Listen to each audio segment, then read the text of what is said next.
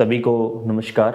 आज हम जैसा कि पिछले काफ़ी दिनों से एक हमारी चैन चल रही थी कि नॉन कोऑर्डिनेट्स के जो जितने भी हमारे फाइलम हैं उनको हम कर रहे थे उसी श्रृंखला के अंतर्गत हम आज इकाइनोडर्मेटा पर चर्चा करेंगे। बहुत ही इम्पोर्टेंट संघ है। जैसा कि हमने सबसे पहले हमारी जो क्लास हुई थी वीडियो नंबर 1 जिसके अंतर्गत हमने बेस आधार देखा था कि वर्गीकरण का क्या क्या आधार है, जिसमें हमने देखे थे सम्मिति है या तंत्र कितने स्तरीय होता है, जंतु जो स्तरीय के द्विस्तरीय है या त्रिस्तरीय है। इसके अलावा सम्मिति हमने देखी थी, द्विपार्श्व सम्मित है, अरीय है, किस प्रकार के जंतु है जो पाए जाते हैं, उनमें खंडी भवन पाया जाता है या नहीं पाया जाता है, तय गुहा किस प्रकार की होती है, सिलोमेट होती है, एसिलोमेट होती है या स्यूडोसिलोमेट होती है।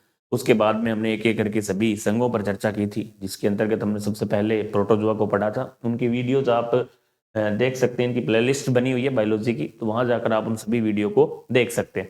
तो उसी श्रृंखला के अंतर्गत एक सूचना ये भी है कि इनकी जो पीडीएफ है, मैंने आपको बताया था कि इनकी पीडीएफ अवेलेबल होगी, क्योंकि हमें शायद यहाँ देखने में हो सकता है आपको समस्या हो, स्क्रीनशॉट वगैरह नहीं ले पा रहे हो, तो उसको हमने कंप्लीट एक पीडीएफ भी इसकी बनाई है। इसी जो हम यहाँ चीजें करवा रहे हैं, हो सकता है कुछ एक आधी चीज आपको वहाँ फालतू भी मिले, तो वो हमारे जो ऐप है एग्जाम हेल्प सूरतगढ़, हमारा जो एग्जाम हेल्प सूरतगढ़ का जो ऐप है एग्जाम हेल्प सूरतगढ़, इस नाम से एप्लीकेशन है, उसको आप डाउनलोड करें।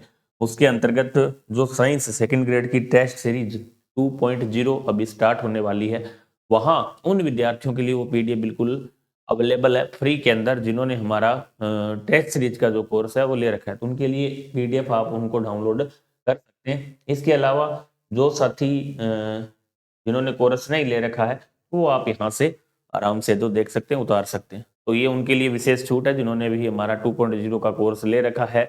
इसके साथ साथ हमने जीके की भी टेस्ट सीरीज स्टार्ट कर रहे हैं 3 मार्च से, तो आप इन सभी कोर्सेज को एग्जाम हेल्प सूरतगढ़ का जो लोगो लगा हुआ है वहां पर जाकर इसको आप डाउनलोड करें इस एप्लीकेशन को, और वहां से ये सभी चीजें आप प्राप्त कर सकते हैं। तो हम शुरुआत कर रहे हैं कि हम केवल इस चीज को यहाँ बेस्ट मान के चल रहे हैं कि आपको कुछ नहीं आ रहा है बिल्कुल जीरो से, और हम राजस्थान बोर्ड हो, एनसीईआरटी हो, एलन की सीट्स हो, उन सबको आधार मानकर ये नोट्स है जो तैयार की। देखते हैं इकाइनोडर्मेटा नाम आपको पहले बताया था, वैज्ञानिकों के नाम आपको ध्यान में नहीं रखने, फिर भी हम यहाँ लेके चल रहे हैं। इकाइनोडर्मेटा जो नाम है वो जैकब क्लीन ने दिया था। इस संघ के सभी जंतु क्या होते हैं, लवणीय आवास में पाए जाते हैं। अच्छी बात है, इस संघ के सभी जंतु क्या पाए जाते हैं, लवणीय आवास में पाए जाते हैं। तो एकमात्र ऐसा फाइलम है ये कि जिसके लगभग सभी जो जंतु होते हैं क्या है, लवणीय आवास में पाए जाते हैं।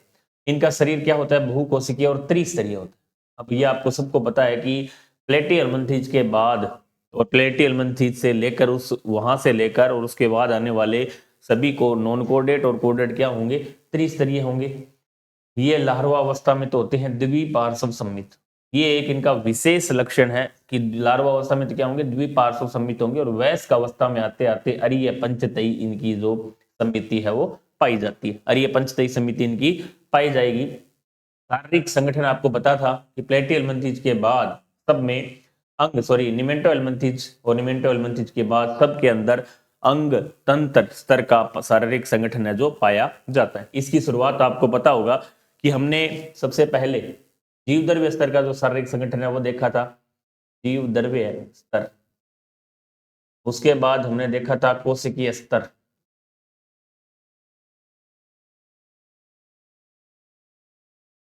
उत्तकीय स्तर,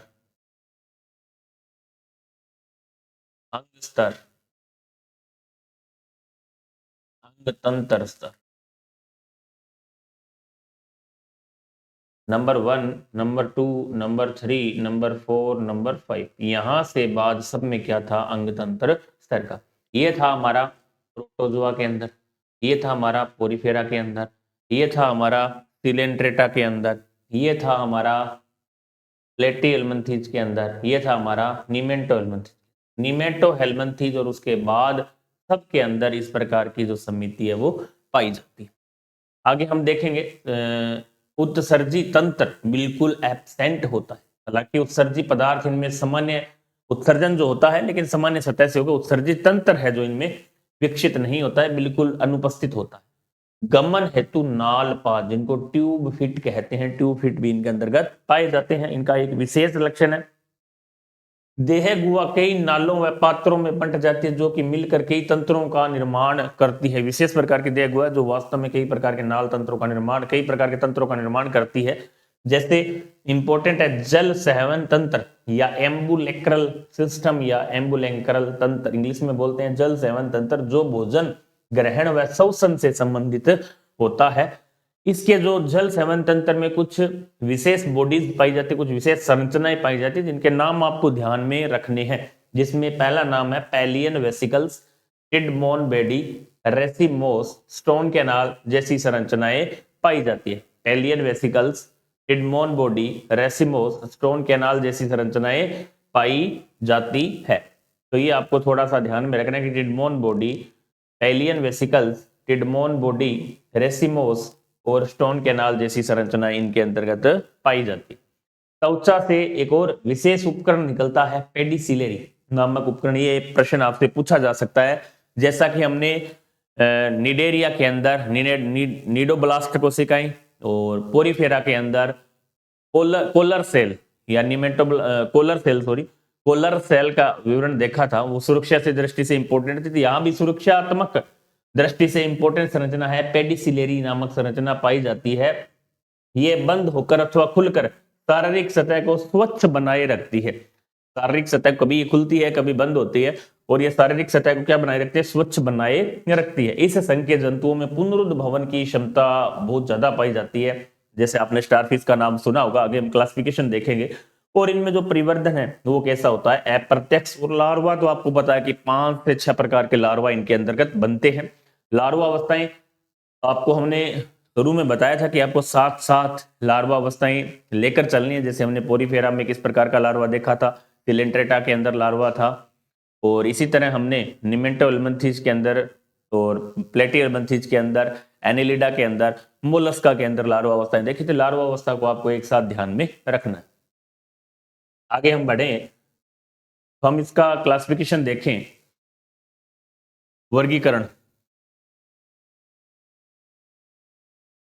वर्गीकरण यदि हम देखते हैं तो हमें ज्ञात होता है कि किस प्रकार का इनका जो वर्गीकरण है वो पाया जाता है। हम देखें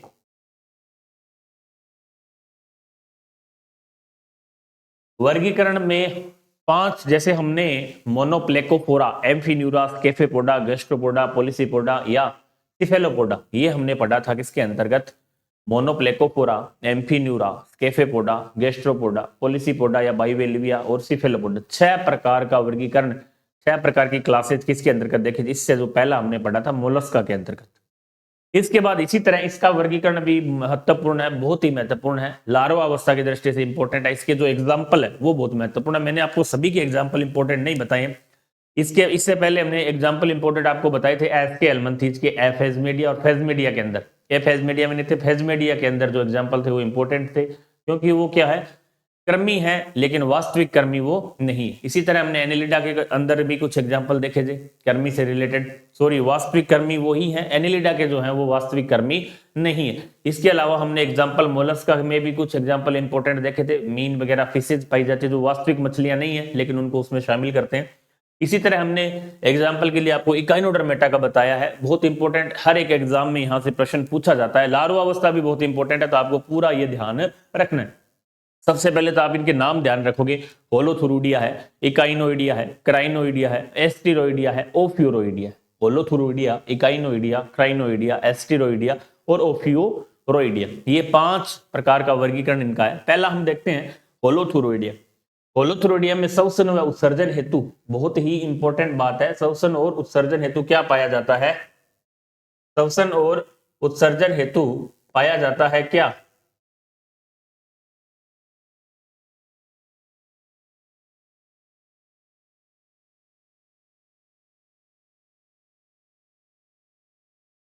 श्वसन और उत्सर्जन हेतु श्वसन वर्क्स नामक संरचना पाई जाती है। ये प्रश्न कई बार पूछा जाता है। श्वसन ट्री, रेस्पिरेशन ट्री संरचना पाई जाती है, किसके अंतर्गत पाई जाती है, होलोथुरुडिया के अंदर। इसका एग्जांपल है कुकुमेरिया, ज्यादातर ये एग्जांपल पूछा जाता है, कुकुमेरिया या समुद्री खीरा इसको कहा जाता है। इसी तरह नंबर 2 होलोथुरुडिया के बाद हम बात करें इकाइनोइडिया की। अब इसमें लार्वा अवस्था भी देखें होलोथुरुडिया में, तो आपको बहुत इंपॉर्टेंट याद रखने, ओरिकुलेरिया। हमने केवल वही कैरेक्टर, वही लक्षण यहाँ शामिल किए हैं जो एग्जाम की दृष्टि से इंपॉर्टेंट, बहुत सी ऐसी चीजें हैं, लेकिन आपको सारी चीजें नहीं पढ़नी, एग्जाम में यहाँ से प्रश्न पूछे जाते हैं। इकाइनोडिया की हम बात करें तो इनके अंदर एक विशेष संरचना प्रश्न आता है, अरस्तु की लालटेन नामक उपकरण कहाँ पाया जाता है? तो आपको ये पता होना चाहिए कि सबसे पहले इकाइनोडर्मेटा की विशेषता, और इकाइनोडर्मेटा में भी कहाँ, इकाइनोइडिया में पाया जाता है। और इकाइनोइडिया के अंदर भी प्रश्न वहां पूछते हैं, समुद्री अर्चिन, समुद्री खीरा, समुद्री लिली, किसका उदाहरण है? समुद्री अर्चिन, या इसको सी अर्चिन बोल सकते हैं। इकाइनस इसका उदाहरण, इकाइनोइडिया से हम ले सकते हैं इकाइनस, और समुद्री अर्चिन इसका उदाहरण है। और इस संरचना में 5 दांत युक्त होती है ये संरचना। अरस्तु की लालटेन मुख के पास, मुख में काटने में चबाने हेतु अरस्तु की लालटेन नामक उपकरण पाया जाता है जो 5 दांत युक्त होता है। लार्वा अवस्था होती है इकाइनोप्लूटेस, इसकी लार्वा अवस्था थी ओरिकुलेरिया। 3 नंबर पर हम चलते हैं, क्राइनोइडिया। क्राइनोइडिया की हम बात करें तो मैड्रीपोराइट नामक संरचना अनुपस्थित होती है। इनके अंतर्गत मैड्रीपोराइट बहुत ही इंपॉर्टेंट है। जब हमने इससे पहले इसकी जो मुख्य देह गुहा पढ़ी थी, वहां यदि हम देखें तो कि देह गुहा पर हम चलें तो हमने आपको इसका बताया था कि मैड्रीपोराइड, हमने यहां नहीं लिख रखा है। जल सेवन तंत्र में पेलियन वेसिकल्स, पेलियन वेसिकल्स की बात करें, जल सेवन तंत्र में क्या क्या संरचनाएं हैं जो पाई जाती है, जैसे हम देखें पेलियन वेसिकल्स है, टिडमोन बॉडी है, रेसिमोस है, स्टोन कैनाल्स है, और मैड्रीपोराइड,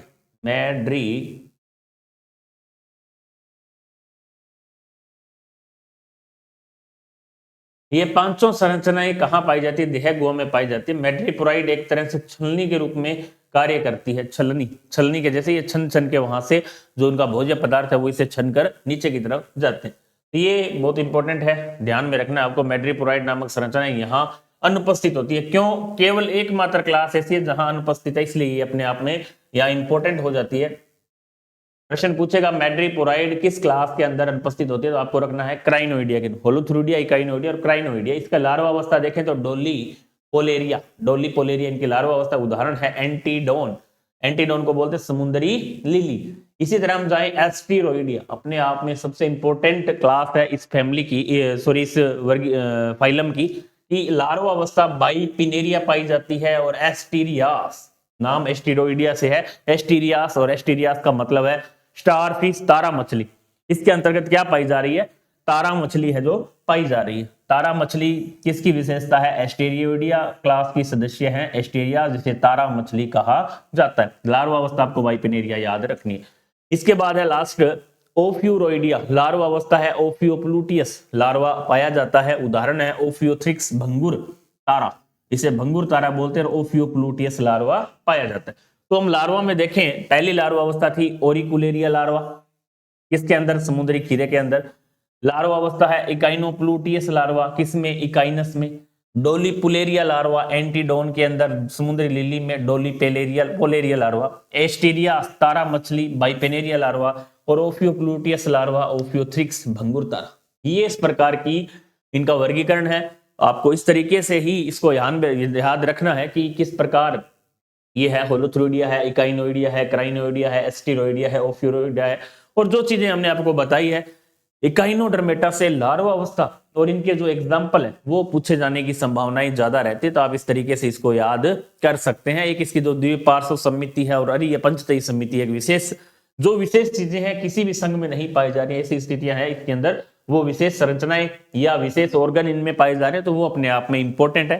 तो नेक्स्ट क्लास के अंदर हम देखेंगे आर्थ्रोपोडा, जो एक क्लास बची है, उसके बाद हम नई क्लास स्टार्ट करेंगे। इसकी हो सकता है ब्रायोफाइट टेरिडोफाइट से जो टेक्सोनोमी है प्लांट, वहां से स्टार्ट कर दे, और या फिर इसी का जो कोऑर्डिनेट है उसको हम स्टार्ट करेंगे। तो नेक्स्ट क्लास में फिर आपसे मिलेंगे, तब तक के लिए जय हिंद, जय भारत, जय राजस्थान।